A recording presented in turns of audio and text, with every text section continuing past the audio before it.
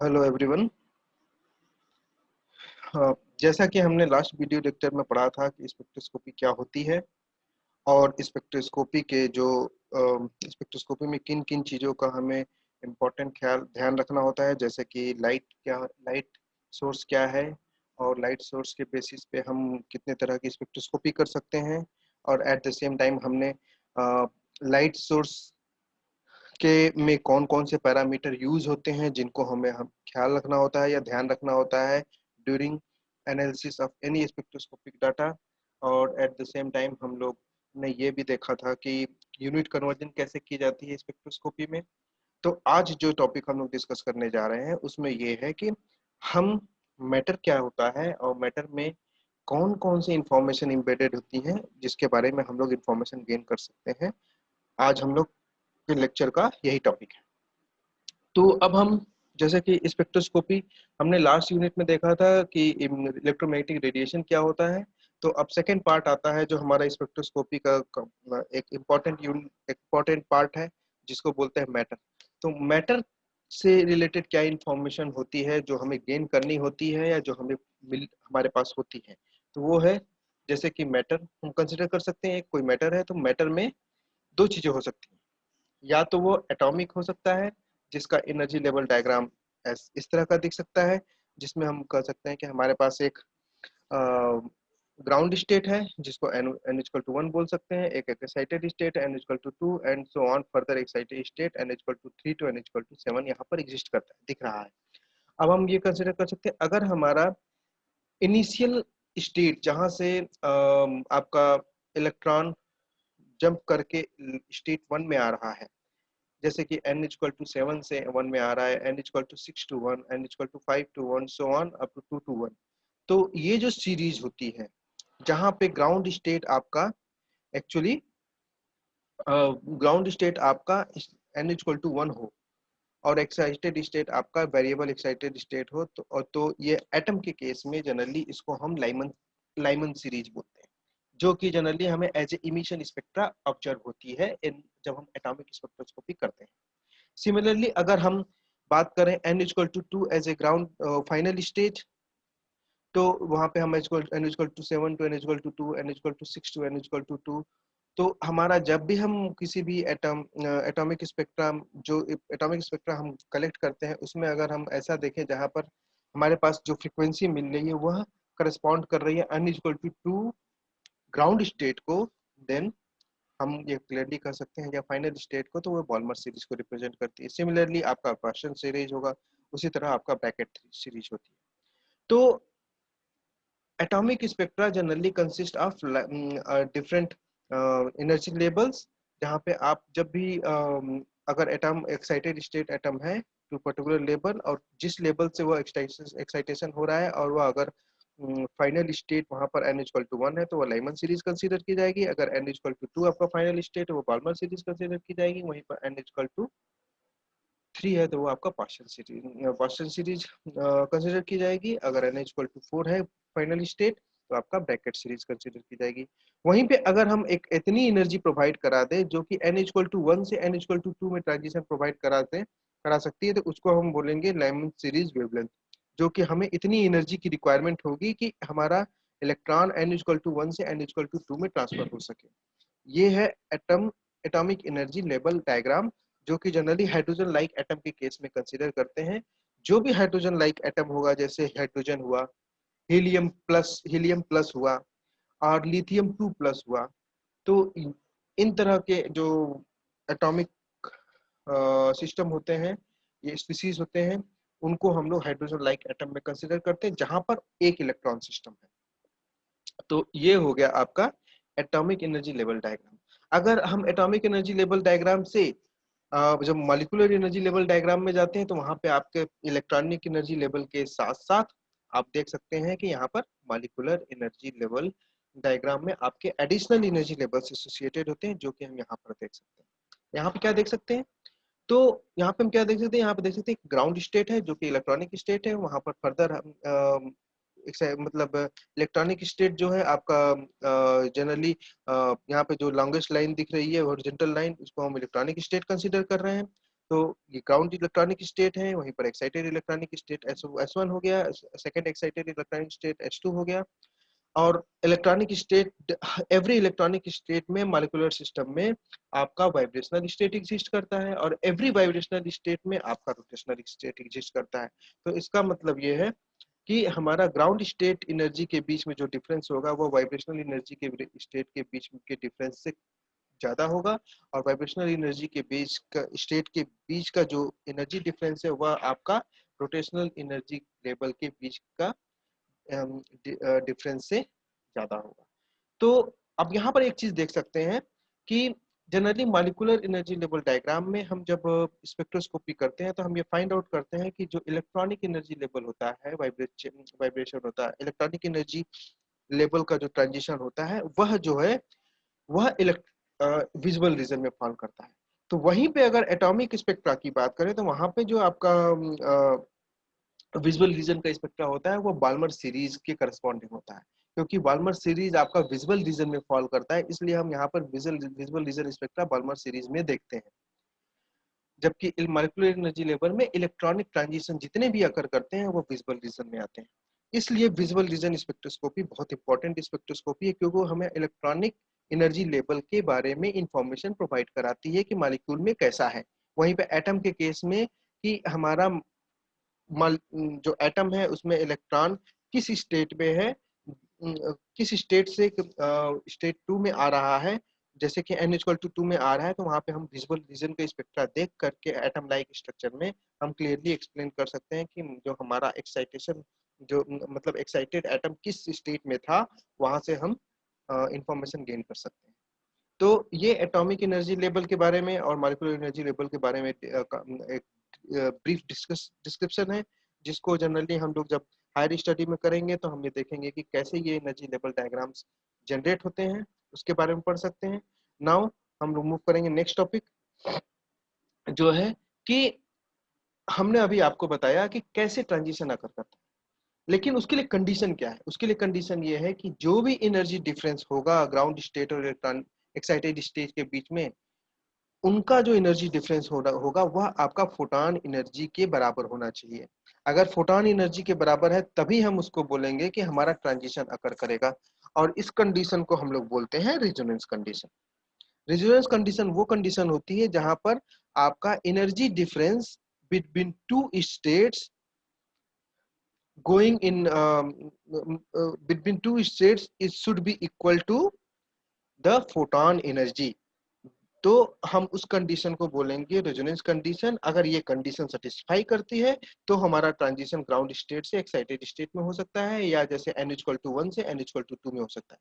मतलब n=1 से n=2 में ट्रांजिशन कराने के लिए हमें क्या चाहिए, हमें चाहिए कि जो डिफरेंस है इनके बीच के एनर्जी लेवल के बीच में जो डिफरेंस आ रहा है, जैसे इसका इसका 1 जूल एनर्जी है, इसका 2 जूल है, तो हमारा 1 जूल से 2 जूल के बीच का जो डिफरेंस है 1 जूल का आ गया। और 1 जूल का एनर्जी अगर कंसिडर करें तो उतना जूल की एनर्जी हमें चाहिए जो फोटान में होनी चाहिए। तो हमारा जब फोटान का फ्रीक्वेंसी होगा 1 जूल के बराबर होना चाहिए। तो इस तरह हम समझ सकते हैं कि हमें जितना भी एनर्जी डिफरेंस होगा दो स्टेट्स के बीच में, उतनी एनर्जी हमें चाहिए फोटान में, जो फोटान हमारा इंटरेक्ट करेगा इस सिस्टम से, एटॉमिक सिस्टम से या मॉलिक्यूलर सिस्टम से। तो हम करस्पॉन्डिंग एनर्जी डिफरेंस को हम कहेंगे कि रेजोनेंस कंडीशन है, जो जनरली रिस्पॉन्सिबल होता है एनी इलेक्ट्रॉनिक ट्रांजिशन। तो अब बात आती है कि टाइप ऑफ ट्रांजिशन क्या होते हैं। तो टाइप ऑफ ट्रांजिशन क्या होते हैं, टाइप ऑफ ट्रांजिशन दो तरह के होते हैं। जैसे कि पहला ट्रांजिशन होता है, जैसे कि हमने बताया इलेक्ट्रॉनिक ट्रांजिशन हो सकते हैं, इलेक्ट्रॉनिक एनर्जी लेवल होते हैं। इलेक्ट्रॉनिक एनर्जी लेवल होते हैं तो इलेक्ट्रॉनिक ट्रांजिशन होगा। तो इलेक्ट्रॉनिक ट्रांजिशन क्या है वो देख सकते हैं कि हमारा इलेक्ट्रॉनिक एनर्जी लेवल एसोसिएटेड है, तो उस इलेक्ट्रॉनिक एनर्जी लेवल के बीच में जो जो भी ट्रांजिशन अकर करेगा उसको इलेक्ट्रॉनिक ट्रांजिशन बोलेंगे। जैसे कि यहाँ पे E=0 टू E=1 में ट्रांजिशन अकर कर रहा है, E=0 टू E=2 में ट्रांजिशन अकर कर रहा है, इसलिए हमारा इलेक्ट्रॉनिक ट्रांजिशन इसको बोलेंगे। जो कि वन इलेक्ट्रॉनिक एनर्जी लेवल से अनदर इलेक्ट्रॉनिक एनर्जी लेवल में ट्रांजिशन हो सकता है। ये आपका अपवर्ड डायरेक्शन में भी ट्रांजिशन हो सकता है, डाउनवर्ड भी, मतलब कि E=1 से E=2 जीरो में भी अगर ट्रांजिशन हो रहा है तो ये भी आपका एक इलेक्ट्रॉनिक ट्रांजिशन है, जो कि in presence of light occur कर सकती है। या E equal to 2t equal to 0 में भी ट्रांजिशन हो सकता है, जिसमें लाइट अकर कर सकते, लाइट की प्रेजेंस में ये ट्रांजिशन अकर कर सकती है अगर इतनी एनर्जी का फोटोन हम प्रोवाइड करा रहे हैं तो सिमिलरली हम देख सकते हैं कि हमारे पास दो तरह के और ट्रांजिशन हो सकते हैं, क्योंकि वाइब्रेशनल स्टेट भी अवेलेबल है, लेवल भी अवेलेबल है, और रोटेशनल स्टेट या लेवल अवेलेबल है। तो वाइब्रेशनल स्टेट में अगर ट्रांजिशन हो गई तो उसको वाइब्रेशनल ट्रांजिशन बोलते हैं, और वहीं पर अगर रोटेशनल एनर्जी लेवल के बीच ट्रांजिशन अगर करती है तो उसको रोटेशनल एनर्जी लेवल बोलते हैं। तो हमारे पास कितने तरह के ट्रांजिशन हो गए, वाइब्रेशनल ट्रांजिशन और रोटेशनल ट्रांजिशन। मतलब कि जब भी इलेक्ट्रॉन का ट्रांजिशन एक स्टेट से दूसरी स्टेट में होगा तो हम उसे कहेंगे रोटेशनल ट्रांजिशन, वाइब्रेशनल ट्रांजिशन और इलेक्ट्रॉनिक ट्रांजिशन, डिपेंडिंग ऑन किस तरह के एनर्जी लेवल में ट्रांजिशन हो रहा है। जैसे कि रोटेशनल के केस में रोटेशनल ट्रांजिशन होगा, रोटेशनल एनर्जी लेवल के बीच में ट्रांजिशन होगा। वाइब्रेशनल के केस में वाइब्रेशनल एनर्जी लेवल के बीच में ट्रांजिशन होता है, और वहीं पर इलेक्ट्रॉनिक एनर्जी लेवल के बीच में भी ट्रांजिशन अगर हो सकता है अगर इलेक्ट्रॉनिक एनर्जी लेवल्स इन्वॉल्व है तो इसका मतलब है कि जब इन्वॉल्व हो सकता है तो इसका मतलब है कि इनकी एक प्रोबेबिलिटी होगी। प्रोबेबिलिटी मतलब कि ये ट्रांजिशन होने की संभावना कितनी है। तो हम जब जो भी डिटेक्ट करते हैं स्पेक्ट्रोस्कोपी में, ये इन ट्रांजिशन के होने की संभावना को ही हम लोग ऑब्जर्व करते हैं। इसलिए spectroscopy is the measure of probability of transition from ground state to excited state और वाइस वर्सा। तो स्पेक्ट्रोस्कोपी हमेशा ground state to excited state या excited state to ground state, इन दोनों फिनोमेना को हम लोग ऑब्जर्व कर सकते हैं in terms of probability of transition. तो ये हो गया आपका स्पेक्ट्रोस्कोपी में ट्रांजिशन कितने तरह के होते हैं। जनरली ये 3 तरह के ट्रांजिशन होते हैं। इसके अलावा आपका न्यूक्लियर ट्रांजिशन भी हो सकता है, जहां पर स्पिन हाफ से स्पिन माइनस हाफ में ट्रांजिशन अगर कर सकता है तो उसको हम बोलते हैं न्यूक्लियर ट्रांजिशन। तो ये भी ट्रांजिशन अकर कर सकता है। तो नेक्स्ट आता है जो कि हम जनरली एनएमआर में चेक देखते हैं, जहाँ पे न्यूक्लियस में ट्रांजिशन, न्यूक्लियर ट्रांजिशन के बेसिस पे हम मॉलिक्यूल को आइडेंटिफाई करते हैं। तो अब हम बात करेंगे नेक्स्ट, स्पेक्ट्रोस्कोपी है क्या एक्चुअल में। अभी तक हमने ट्रांजिशन की बात की। तो जैसे कि हमने जब भी एब्जॉर्प्शन अकर करता है तो उसमें क्या होता है, आपका लोएस्ट एनर्जी लेवल से हायर एनर्जी लेवल में जाता है, और जब मॉलिक्यूल आपका लोएस्ट एनर्जी लेवल में होता है तो उसको हम ग्राउंड स्टेट इलेक्ट्रॉनिक कन्फिग्रेशन बोलते हैं, ग्राउंड स्टेट एनर्जी लेवल बोलते हैं। वहीं पे अगर एटम या इलेक्ट्रॉन आपका हायर एनर्जी लेवल में है तो उसको एक्साइटेड स्टेट लेवल बोलते हैं। जैसे कि अगर हम ये इलेक्ट्रॉन है, अगर हमारा ये इलेक्ट्रॉन इस एनर्जी लेवल में है, अगर हम इस टेबल को हम एनर्जी डायग्राम कंसीडर करें तो इस स्क्रीन को, तो हम देखेंगे लोएस्ट जो बॉटम में है वो लोएस्ट एनर्जी लेवल है, वहीं पर हायर वाला हाईएस्ट एनर्जी लेवल है। तो ये एक बंच ऑफ स्टेट है और एक बंच ऑफ स्टेट है जो कि एक दूसरे से फार अपार्ट है। अब जैसे ही इलेक्ट्रॉन आपका इस स्टेट में अगर है तो इसको हम बोलेंगे ग्राउंड कॉन्फ़िगरेशन। वहीं अगर ये इलेक्ट्रॉन जंप करके अगर यहाँ चला जाए तो इसको हम बोलते हैं एक्साइटेड स्टेट कॉन्फ़िगरेशन। तो जब भी हमारा एब्जॉर्प्शन होता है तो एटम आपका इलेक्ट्रॉन जो है एक्साइट होता है और फिर वो रिलैक्स होकर के बैक आता है। तो फिर वो अब जब रिलैक्स होकर के बैक आता है तो आपका यहाँ पर इमिशन होता है। तो जब भी हम इलेक्ट्रॉन आई जो है लैम्डा आई जो है आपका लैम्डा एफ के बराबर हो जाएगा तो उसको हम बोलते हैं अम, वो एक वन टाइप ऑफ एक्साइटेशन है जिसमें हमारा इन दोनों लैम्डा फ्रीक्वेंसी बराबर होती है। तो उसको हम जनरली कंसीडर कर सकते हैं बराबर होती है। जैसे कि यहाँ देखिए तो इलेक्ट्रॉन जा रहा है और फिर वो वापस बैक आ रहा है, तो हम इसको क्लियरली कह सकते हैं कि यहाँ पर lambda i equal to lambda f है, क्योंकि इलेक्ट्रॉन जिस स्टेट से निकला था उसी स्टेट में वापस चला आया आफ्टर एक्साइटेशन। तो इसलिए इनमें लैम्डा आई और लैम्डा एफ बराबर हो जाते हैं। वहीं पे अगर दूसरा हम देखें तो यहाँ पर आपका एक्साइट हुआ तो ये आपका रिलैक्स होकर के एक वन हायर एनर्जी लेवल में आपका आ गया, जिससे हमारा लैम्डा आई जो है आपका लैम्डा एफ के बराबर नहीं हुआ, क्योंकि लैम्डा एफ का जो एनर्जी सेपरेशन है ये कम है। मतलब कि लैम्डा एफ बढ़ गया, फ्रीक्वेंसी घट गई, आपका लैम्डा एफ बढ़ गया। इसलिए लैम्डा आई जो है लैम्डा एफ से क्या होगा, कम होगा। लैम्डा आई जो होगा आपका जो कि इंसिडेंट रेडिएशन का फ्रीक्वेंसी है, और लैम्डा एफ जो है आपका इमिटेड रेडिएशन की फ्रीक्वेंसी जो जब बढ़ जाएगी। तो इमिशन स्पेक्ट्रोस्कोपी हम हमेशा इमिटेड फोटॉन के जरिए करते हैं, वहीं पर एब्जॉर्प्शन स्पेक्ट्रोस्कोपी हम हमेशा एक्साइटेशन वेवलेंथ के जरिए करते हैं, एक्साइटेशन फोटॉन के जरिए करते हैं जो कि एब्जॉर्ब हो जाता है मीडियम के जरिए। अगर यहाँ पर लैम्डा आई एब्जॉर्ब हो रहा है, इसका मतलब है कि हम एब्जॉर्प्शन स्पेक्ट्रोस्कोपी के जरिए उसको ऑब्जर्व कर सकते हैं। एब्जॉर्ब होने का मतलब वो डिसअपियर हो रहा है मीडियम से। तो वही चीज हम नेक्स्ट स्लाइड में देखेंगे। जैसे कि एक एग्जांपल है, यहाँ पर हम जानते हैं कि दो तरह के जैसे कि हमने पीछे देखा, दो तरह का प्रोसेस होता है, एब्जॉर्प्शन और इमिशन। उसी तरह हम यहाँ पे देख सकते हैं कि टेक्निक भी दो तरह की होती है, एब्जॉर्प्शन स्पेक्ट्रोस्कोपी और इमिशन स्पेक्ट्रोस्कोपी, जो कि हमने पहले भी देखा हुआ है जब हम लोगों ने स्कीमेटिक ऑफ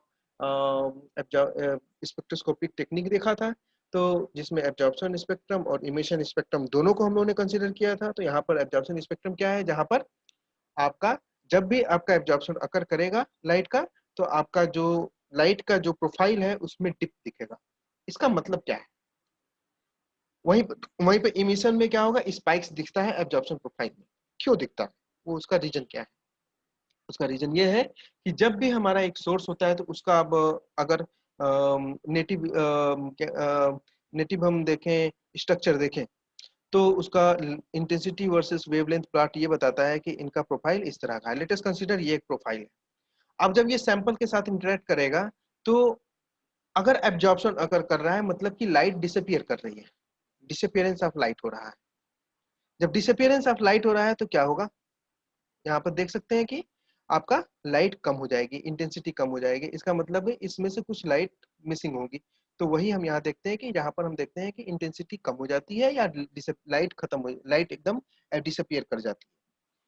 कब इंटेंसिटी खत्म हो जाएगी, कब लाइट डिसअपियर मतलब कम होगी, वो डिपेंड करता है कि कितने एक्सटेंट ऑफ एब्जॉर्प्शन है, और वो डिपेंड करता है सैंपल के कंसंट्रेशन पे। तो अब वहीं पर अगर इमिशन की बात करें तो इमिशन में क्या होता है कि आप देख सकते हैं कि इंटेंसिटी वर्सेस वेवलेंथ का जो प्रोफाइल दिखाता है उसमें स्पाइक्स दिखते हैं, क्योंकि यहाँ पर रेडिएशन जनरेट हो रही है।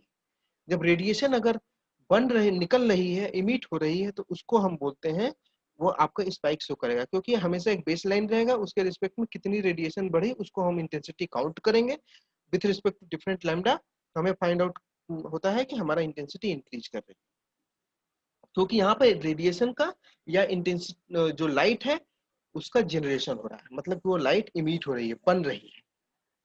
जैसे सोर्स क्या है, सोर्स में जब हम इलेक्ट्रिसिटी देते हैं तो वहां पे क्या होता है, लाइट बनती है। जैसे कि बल्ब है, बल्ब में क्या है, लाइट हमारी बन रही है। क्यों बन रही है? क्योंकि जब हम इलेक्ट्रिसिटी अप्लाई कर रहे हैं तो उसमें से इमिशन हो रहा है, तो हम लाइट बना रहे हैं। अगर इलेक्ट्रिसिटी न दें तो हमारे पास कुछ नहीं है। जैसे इलेक्ट्रिसिटी जैसे ही हम प्रोवाइड करते हैं बल्ब को, तो हमारे क्या होता है, हमें लाइट दिखती है। वो लाइट क्यों दिखती है? क्योंकि उसमें इमिशन होता है, वो इमिशन हम ऑब्जर्व करते हैं। इसी वजह से हमारा जिस कुछ जैसे कि ग्रीन, येलो और ब्लू लाइट हम लेते हैं, उसको हम अगर कोई इलेक्ट्रिसिटी न प्रोवाइड करे तो आप देखें कोई कोई लाइट नहीं दिख रहा है, पूरा ब्लैंक दिखेगा। तो वो हम कुछ जीरो कंसिडर कर सकते हैं। अब जैसे ही हमें जब लाइट हमने जैसे ही हमने इलेक्ट्रिसिटी सप्लाई किया, तो वहाँ पे क्या देख सकते हैं, वहाँ पे ये देख सकते हैं कि हमारा ब्लू लाइट भी आ रहा है, ग्रीन लाइट भी आ रहा है, येलो लाइट आ रहा है, लेकिन और कोई लाइट नहीं आ रही। उसके अलावा और कोई कलर का लाइट नहीं दिख रहा है। इसका मतलब है कि उन कलर्स के जो उस कलर के करस्पॉन्डिंग फ्रीक्वेंसीज है वो हमें एज ए स्पाइक्स दिखेंगी। तो ये है इमिशन स्पेक्ट्रम। तो एब्जॉर्प्शन और इमिशन स्पेक्ट्रम में, एब्जॉर्प्शन स्पेक्ट्रम में हमेशा डिप दिखता है और इमिशन स्पेक्ट्रम में हमेशा लाइट दिखती है। और एक्चुअली आप एब्जॉर्प्शन जो हम प्रोफाइल मेजर करते हैं, जो जनरली हम ट्रांसमिटेंस मेजर करते हैं आईआर स्पेक्ट्रोस्कोपी में, हम हमेशा डिप के प्रोफाइल जो हम इंटेंसिटी वर्सेस ट्रांसमिटेंस ट्रांसमिटेंस जो देखते हैं उसको हम क्या देखते हैं, विथ रिस्पेक्ट टू वेवलेंथ और वेव नंबर, वहाँ पे डिप देखते हैं, जो जनरली इस तरह का प्रोफाइल होता है। लेकिन जब हम जैसे यूवी स्पेक्ट्रोस्कोपी करते हैं तो वहाँ पर ये प्रोफाइल नहीं देखते। क्यों नहीं देखते? क्योंकि वहाँ पर हम उसको एब्जॉर्बेंस के रूप में लेते हैं, जो कि हम आगे आप जब नेक्स्ट आप पढ़ेंगे तो वहां पर आप उसका एक्चुअल इंटरप्रिटेशन समझ सकेंगे। लेकिन फॉर द टाइम बीइंग हम ये कह सकते हैं कि जैसे ही जब अगर एब्जॉर्प्शन हो रहा है तो जो इंटेंसिटी प्रोफाइल है रेगुलर सोर्स का, उसमें डिप दिखेगा, और वहीं पर इमिशन प्रोफाइल में आपको पीक दिखेगा। तो ये है आपका complete description absorption and emission का। अब इसके बेसिस पे आगे क्वेश्चंस भी आ सकते हैं आपको। तो अब हम देखेंगे कि जनरली एटम क्या होता है और मॉलिक्यूल क्या होता है, उससे रिलेटेड कौन कौन सी इंफॉर्मेशन जो हमें मिल सकती है स्पेक्ट्रोस्कोपी के जरिए। तो ये मैटर का एक इम्पॉर्टेंट पार्ट है, जिसमें हम एटम के बारे में और इलेक्ट्रॉन के बारे में और यहाँ तक कि मॉलिक्यूल के बारे में इंफॉर्मेशन गेन कर सकते हैं। जैसे कि एटम के केस में एनर्जी एसोसिएटेड क्या होती है जो हमें स्पेक्ट्रोस्कोपी के जरिए मिलती है, वो है पहला है आपका जिसको बोलते हैं इलेक्ट्रॉनिक इलेक्ट्रॉनिक एनर्जी, जो कि आपका इलेक्ट्रॉनिक मोशन से रिलेटेड है। एटम में जो भी electron orbiting around the nucleus move करता है, तो उसका जो एनर्जी एसोसिएटेड विथ होता है वह हम यहाँ कंसीडर करते हैं, जिसको हम बोलते हैं इलेक्ट्रॉनिक कन्फिगुरेशन, कि जो इलेक्ट्रॉनिक मोशन से रिलेटेड होता है। वहीं पर अगर हम न्यूक्लियर मोशन की बात करें तो वहाँ पे स्पिन, न्यूक्लियर स्पिन और न्यूक्लियर एनर्जी के बारे में बात डिस्कशन करते हैं, जो हमारा न्यूक्लियर एनर्जी से रिलेटेड इंफॉर्मेशन मिलती है एटम के बारे में। वहीं पे अगर हम ट्रांसलेशनल एनर्जी की बात करें तो ट्रांसलेशनल एनर्जी क्या है? ट्रांसलेशनल एनर्जी वो एनर्जी है जो कि काइनेटिक एनर्जी के फॉर्म में एटम में होती है, जो मोस्टली पोजीशन, या जिसका मतलब कि हम ये कह सकते हैं कि वह एक ट्रांसलेशन, मतलब जिसमें एटम का पोजीशन चेंज हो रहा है। ये एक डिसकंटिन्यू, ये एक अनक्वांटाइज्ड एनर्जी होती है, जो कि आपका एटम के बारे में कोई इंफॉर्मेशन नहीं देता है। लेकिन जनरली न्यूक्लियर एनर्जी और इलेक्ट्रॉनिक एनर्जी दोनों आपका इंफॉर्मेशन देते हैं एटम के बारे में। तो वह एटम क्या है, और वो एटम में कितने इलेक्ट्रॉन हो सकते हैं, और वो एटम कितने इलेक्ट्रॉन का बना है, और उससे रिलेटेड और भी जो प्रॉपर्टीज है, एसोसिएटेड प्रॉपर्टीज है, उसके बारे में इंफॉर्मेशन हम इलेक्ट्रॉनिक और न्यूक्लियर एनर्जी के रिस्पेक्ट में हम कैलकुलेट फाइंड आउट कर सकते हैं। जैसे हम देख सकते हैं कि यहाँ पर एटम एंड इट्स एक्साइटेशन है। एटम में जो एक्साइटेशन होता है उससे जो हम क्या इंफॉर्मेशन निकाल सकते हैं, वो है कि यहाँ पर जैसे हमने बात किया था इलेक्ट्रॉनिक और nuclear energy level associated with atom होता है, तो हम यहाँ पर मोस्टली इलेक्ट्रॉनिक एनर्जी के बारे में बात करें। तो जैसे कि हमारा एक एटम है, उस एटम में एक न्यूक्लियस है, उसके अराउंड आपका इलेक्ट्रॉन रिवॉल्व कर रहा है एक ऑर्बिट में, जिसको हम बोलते हैं ग्राउंड स्टेट। और वहीं पर एक और ऑर्बिटल है जो एक एक्साइटेड स्टेट ऑर्बिटल है with respect to orbital in which electron is there. उसके रिस्पेक्ट में एक्साइटेड स्टेट ऑर्बिटल एक एग्जिस्ट करता है। अब जैसे ही हमारा एक फोटॉन क्या किया, जो कि इन दोनों के एनर्जी गैप के बराबर फोटॉन है, का उस फोटॉन का एनर्जी है, तो ये इलेक्ट्रॉन उसको एब्जॉर्ब करेगा और वो मूव कर जाएगा हायर ऑर्बिटल में। तो हम अब बोलेंगे कि हमारा मॉलिक्यूल क्या होगा, एक एक्साइटेड स्टेट में चला गया है। जबकि हमारा पहले कंडीशन था ये ग्राउंड स्टेट में चला गया है पहले। अब जब फोटॉन से एनर्जी एब्जॉर्ब कर लिया, तो आपका एक्साइटेड स्टेट में चला गया। तो अब हमें ये फाइंड आउट करना है कि कितनी एनर्जी इसने एब्जॉर्ब की कि वो एक्साइटेड स्टेट में चला गया। तो हम जब एटम एटम के स्ट्रक्चर या एनर्जी के एटम से रिलेटेड, एटम में इलेक्ट्रॉन से रिलेटेड एनर्जी का कैलकुलेशन करते हैं यूजिंग श्रोडिंगर इक्वेशन, तो हम ये फाइंड आउट करते हैं कि हमारा जो एनर्जी होता है डिफरेंट ऑर्बिटल के लिए या डिफरेंट एनर्जी लेवल से एसोसिएटेड, वह एनर्जी होता है minus 13.6 Z square by N square electron volt. तो अब हम यहाँ पे देख सकते हैं कि ये हमारा एनर्जी है। तो हमारा अगर हमें इन दोनों के बीच की एनर्जी का डिफरेंस निकालना हो, तो अगर ये n है, n1 है एनर्जी लेवल, और ये n2 एनर्जी लेवल है, तो हम कैसे कैलकुलेट करेंगे? तो वहाँ पे डेल्टा E जो होगा वो होगा 13.6 जेड स्क्वायर ब्रैकेट में 1/n1 square minus 1/n2 square, जहाँ पर n1 एंड n2 दो डिफरेंट एनर्जी लेवल्स हैं। ये कोई भी दो डिफरेंट हो सकता है, 1 to 2 हो सकता है, 2 to 3 हो सकता है, 3 to 4 हो सकता है, 1 to 3 हो सकता है, 2 to 4 हो सकता है, या 1 to 4 भी हो सकता है, एंड सो ऑन।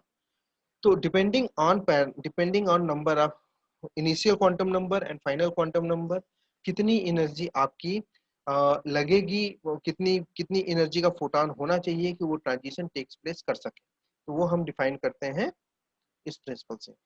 तो यहाँ पर हम जनरली जो भी कैलकुलेशन करते हैं वो इलेक्ट्रॉन वोल्ट में करते हैं एटम के लिए।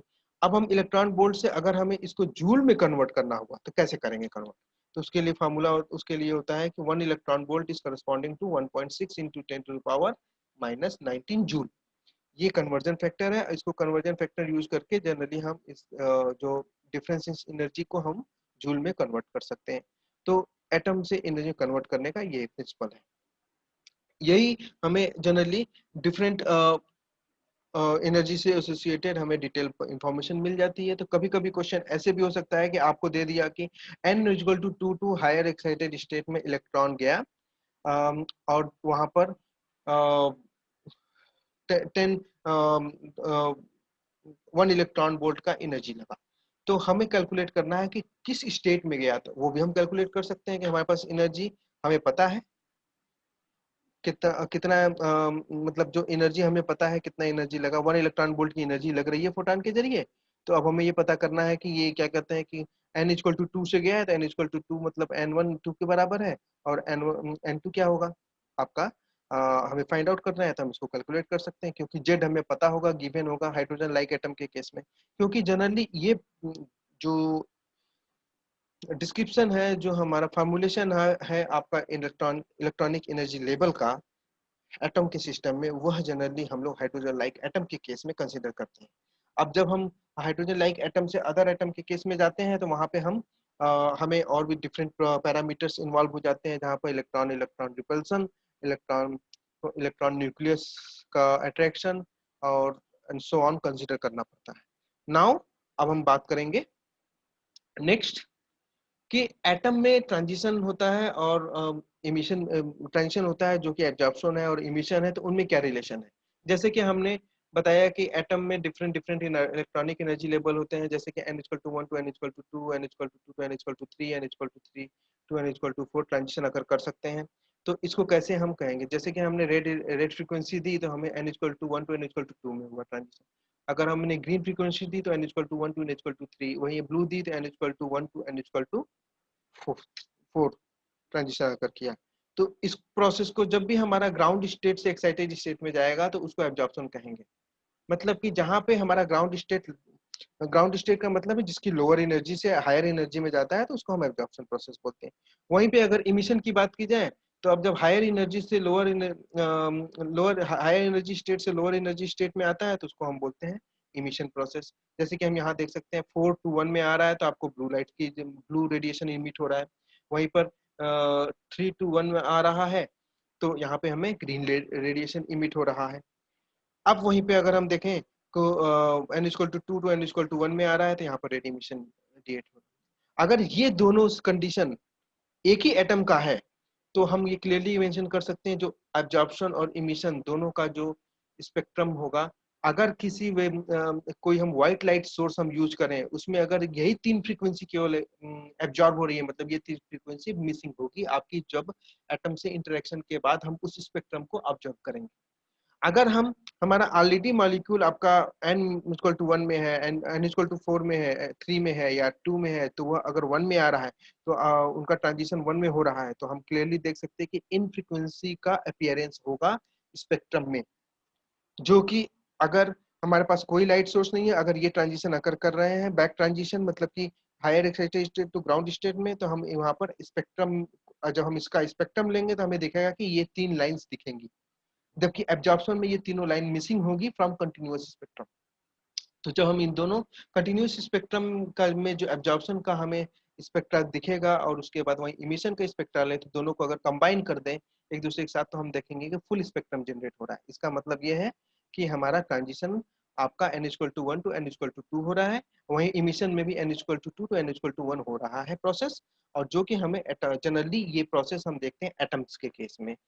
तो इसको हम समझ सकते हैं इस तरीके से, जैसे हमारे पास एक कंटिन्यूअस स्पेक्ट्रम है, ये कंटिन्यूअस स्पेक्ट्रम आपका दिख रहा है, इसमें हम क्या किए, जब हमने इससे लाइट एब्जॉर्ब हुई एटम के जरिए, तो हमें क्या मिला, एक एब्जॉर्प्शन स्पेक्ट्रम मिला, जहां पे हम देख सकते हैं कि लाइन मिसिंग हो रही है, यहाँ लाइन मिस कर गई, ये सब लाइंस आपको नहीं दिखेंगी एब्जॉर्प्शन स्पेक्ट्रम में with respect to continuous spectrum. लेकिन जब हम वहीं पर इमिशन स्पेक्ट्रा कलेक्ट करेंगे उसका, तो हम देखते हैं कि वहां पर केवल वही लाइन आ रही है जो आपका एब्जॉर्प्शन स्पेक्ट्रम में मिसिंग है। अब इन दोनों को अगर मैच करें, तो हमें क्लियरली कंटिन्यूअस स्पेक्ट्रम मिलेगा। जब मैप कर दें एक दूसरे को, तो हम देखेंगे कंटिन्यूअस स्पेक्ट्रम जनरेट हो रहा है। तो ये एक्चुअली बताता है कि एब्जॉर्प्शन और इमिशन दोनों एक दूसरे के काउंटर पार्ट होते हैं।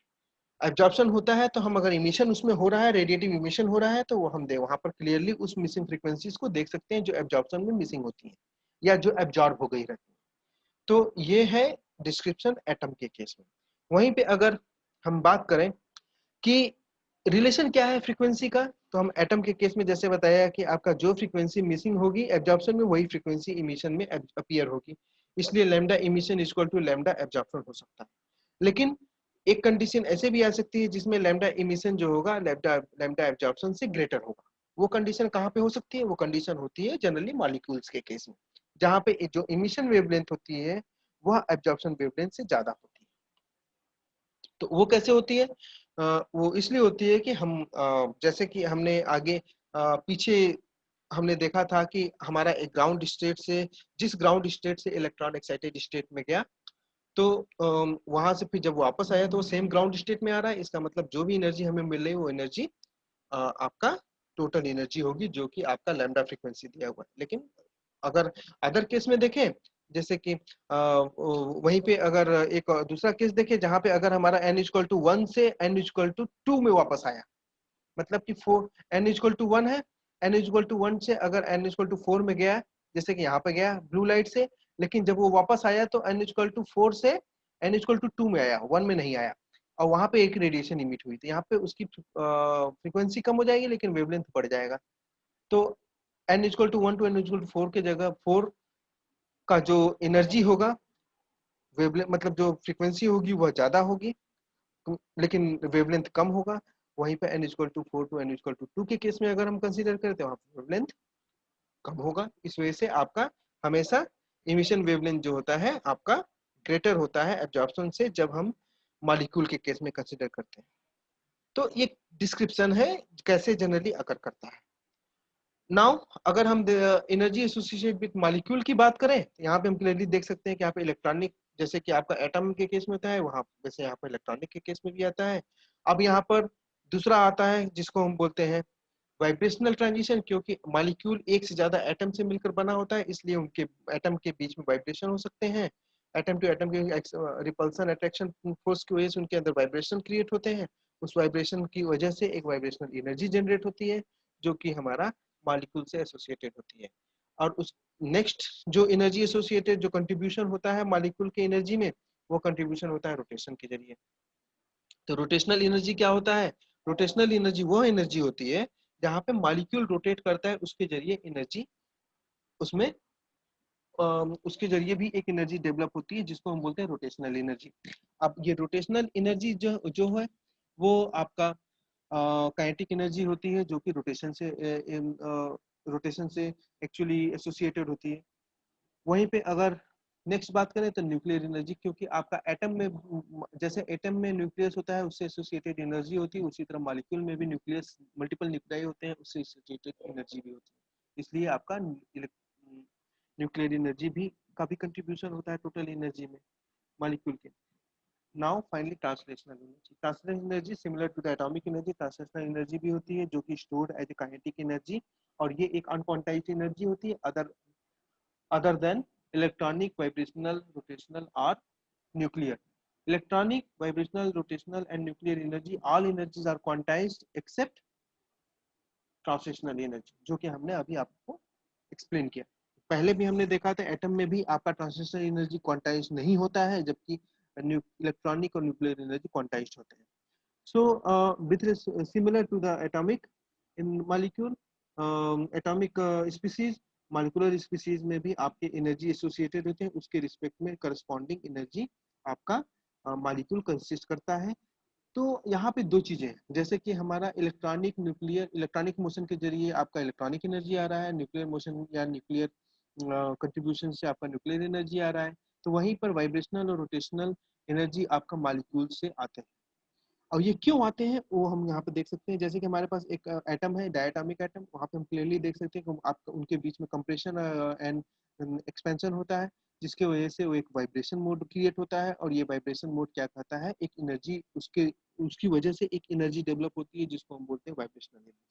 वहीं पर एक another kind of vibrational energy हम कंसिडर कर सकते हैं, जिसमें जैसे कि ट्राई एटॉमिक केस या मोर देन 3 एटम केसेस, जहाँ पर आपका 3 एटम है तो एक स्ट्रेचिंग फ्रीक्वेंसी आ जाती है, वहीं पे एक बेंडिंग फ्रीक्वेंसी होती है। जैसे कि स्ट्रेचिंग फ्रीक्वेंसी हम देख सकते हैं यहाँ पर बॉन्ड इंक्रीज कर रहा है, डिक्रीज कर रहा है, जबकि यहाँ पर आपका देख सकते हैं कि यहाँ पर ट्राइएटॉमिक केस में बॉन्ड जो है एंगल चेंज हो रहा है। तो ये एक तरह की फ्रीक्वेंसी है, और यहाँ पे स्ट्रेचिंग फ्रीक्वेंसी है। तो इन फ्रीक्वेंसी की वजह से जो वाइब्रेशन क्रिएट होता है वो हम ट्राइएटॉमिक या हायर एटॉमिक सिस्टम में हम देखते हैं। तो ये वाइब्रेशनल एनर्जी से एसोसिएटेड होता है। और वहीं पर अगर रोटेशनल एनर्जी की बात की जाए तो आपका जैसे मॉलिक्यूल है तो मॉलिक्यूल आपका एक्सिस के अराउंड, एक एक्सिस के अराउंड रोटेट करता है, और जो उससे रोटेशन, उसकी वजह से रोटेशनल एनर्जी क्रिएट होती है, और जो आपका कंट्रीब्यूट करती है मॉलिक्यूल के साथ, मॉलिक्यूल में। तो different type of energy contribution आपका डिफरेंट डिफरेंट मॉलिक्यूल्स में एग्जिस्ट करता है। नाउ फाइनली हम एक इम्पॉर्टेंट क्वेश्चन जो जनरली ह्यूमन कंसिडर करता है कि हमें कोई भी चीज कलर क्यों दिखाई देती है। तो कलर दिखाई देने का एक मेन रीजन होता है कि उस पे जो जो भी लाइट पड़ रही है उसमें से कौन सी लाइट ऐसी होगी जो हमें दिखाई देगी।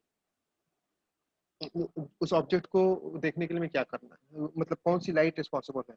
तो जब भी इसका सिंपल आंसर ये है कि जब भी कोई भी ऑब्जेक्ट हमें जिस कलर का दिखाई देता है, मतलब उस कलर के रेडिएशन को वह रिफ्लेक्ट करता है। जब भी जैसे कि आपका लीफ है, लीफ में आपको अगर व्हाइट लाइट सोर्स दे रहे हैं तो वहां पर लीफ क्या करेगा, आपका सभी कलर को एब्जॉर्ब कर लेगा, केवल ग्रीन कलर की लाइट को रिफ्लेक्ट करा, इस वजह से रिफ्लेक्ट करेगा, इस वजह से हमें वहां पर कलर मिलता है, कलर दिखता है।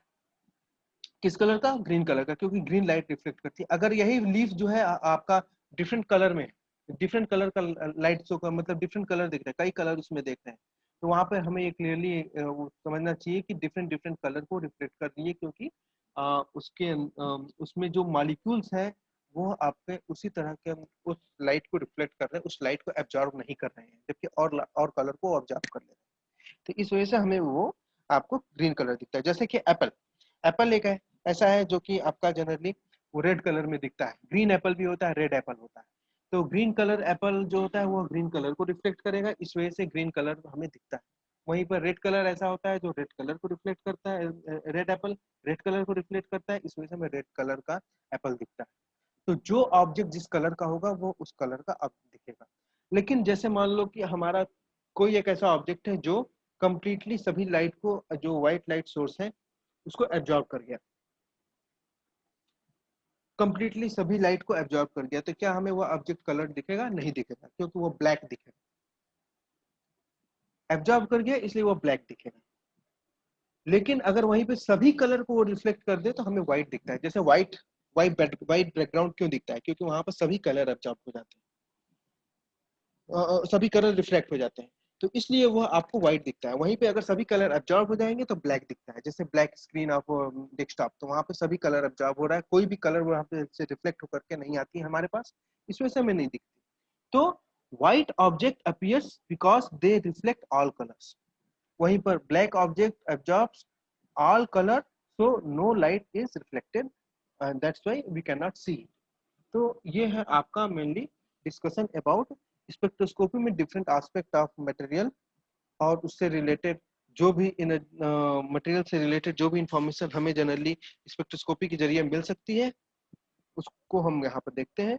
अब नेक्स्ट पॉइंट है, कुछ क्वेश्चंस देख सकते हैं। जैसे कि पहला क्वेश्चन है कि ये क्वेश्चन है, ऑब्जेक्ट अपीयर्स रेड बिकॉज, जैसा कि हमने बताया कि एब्जॉर्ब रिफ्लेक्शन की वजह से जो कलर रिफ्लेक्ट होगी वही उसी कलर का जो लाइट फ्रिक्वेंसी रिफ्लेक्ट होगी या जो लाइट की कलर रिफ्लेक्ट होगी उसी को हम देख सकते हैं। इसलिए हमारा आंसर यहाँ पर ए आंसर करेक्ट, यहाँ पर आंसर करेक्ट होगा आपका ए, जो कि यहाँ पर ऑलरेडी आपका रिफ्लेक्शन की वजह से। वहीं पे अगर दूसरा हम देखें, जैसे कि यहाँ पे क्वेश्चन है, discrete energy associated with atom consist of. Atom में कौन कौन सी डिस्क्रीट एनर्जी होती है? जैसे कि हमने एटम में बताया था कि वहां पर एक non discrete energy associated with, और आपका क्वांटाइज्ड एनर्जी कौन सी होती है? तो वहां पे आपका क्वांटाइज्ड एनर्जी किसको बोलते हैं? क्वांटाइज्ड एनर्जी का मतलब होता है discrete energy associated with that. तो जनरली वो आपका इलेक्ट्रॉनिक और न्यूक्लियर मोशन से रिलेटेड जो भी एनर्जी होती है वो क्वांटाइज्ड होती है, जबकि ट्रांसलेशनल मोशन से रिलेटेड एनर्जी क्वांटाइज्ड नहीं होती। इसलिए आंसर आपका क्या होगा? पहला होगा, जो कि इलेक्ट्रॉनिक और न्यूक्लियर मोशन। रोटेशनल और वाइब्रेशनल हमेशा मॉलिक्यूल्स में होते हैं, ट्रांसलेशनल भी मॉलिक्यूल में होता है, और इलेक्ट्रॉनिक भी मॉलिक्यूल में होता है और एटम में होता है। लेकिन इलेक्ट्रॉनिक मोशन का जो एनर्जी होता है वो क्वांटाइज्ड होता है, जबकि ट्रांसलेशनल मोशन का एनर्जी क्वांटाइज्ड नहीं होता है एटम में। इस वजह से ये भी आंसर सही नहीं है, तो आंसर यही सही होगा। नेक्स्ट क्वेश्चन है, difference in energy levels of the molecule will be maximum in. किस केस में डिफरेंस इन एनर्जी आप इन द मॉलिक्यूल आपका मैक्सिमम होगा। तो उसका आंसर क्या है, उसका आंसर होगा इलेक्ट्रॉनिक एनर्जी लेवल, जो कि यहाँ पर एज ए ऑप्शन दिया हुआ। क्यों होगा, क्योंकि इलेक्ट्रॉनिक एनर्जी लेवल जो होता है हायर, डिफरेंस इन एनर्जी जो होता है ज्यादा होता है वाइब्रेशनल से, और वाइब्रेशनल का ज्यादा होता है रोटेशनल से, इसलिए answer C is the correct answer. Now अब हम क्वेश्चन देखेंगे, जैसे कि यहाँ पे एक क्वेश्चन है, what is the energy associated with n equal to 3 for the hydrogen like atom.